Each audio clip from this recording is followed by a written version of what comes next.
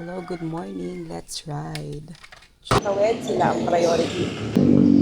Sinabi ko grabe. Naramdaman ko yung hangin ng motor. Yan, nakaalis na rin tayo sa main road. Ang sarap ng weather. Pero lately, ang palagi nag-uulan. Sarap talaga mag-bike. Naalak talaga ako ng tatay. Tatay ko mahilig mag-bike. And now, I'm so proud of him. He's now back on his bike. Kaliwa siya, yun ang senyas niya, yung paa. Gawin ko rin kaya yung paa rin kaya yung pang senyas ko. Okay, umuulan na talaga. Legit. Ayan, nararamdaman ko na. And we got here. Thank you, Lord. Good morning. Hindi kasha yung helmet.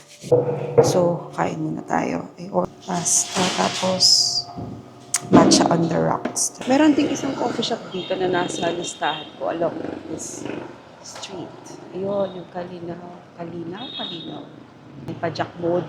Pajak natin ng pasta. Ang carbs sa kinain natin. Dapat may minor kada kanto, kada intersection. Tingin ng maigi. May rumaragasang sasakyan. Check ng preno, gulong. Kanina bago tumakbo. Okay, may traffic. Tinitingin pa rin ako mga ganyan kasi minsan pwede may sumusuot na motor sa harap ng mga sasakyan. Kaya, ingat. Mga puno, I appreciate these trees that are preserved. Ayan. And yung sidewalk maluwag pa rin. Pwede ka pa rin maglakad talaga. Sige po. Ayan. Saan na tayo? Kaliwa tayo. Ayan. Nakikipagtanguan ka lang. As in, eye contact sa mga kasalubong mo. Pag ganun, pakiramdaman, eye contact. Kung kaya mong senyas. Or magbigay ka na lang, actually. That's the best. Pwede lang magbigay. Yan na ang Lady Rizal with all the Montalban patok jeeps. Diba?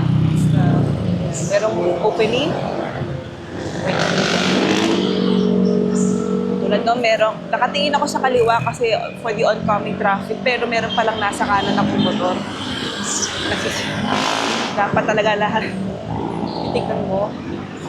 Nananalan ka na talaga, Lord. Protektahan ka. This concludes our bike trip for today. Bye!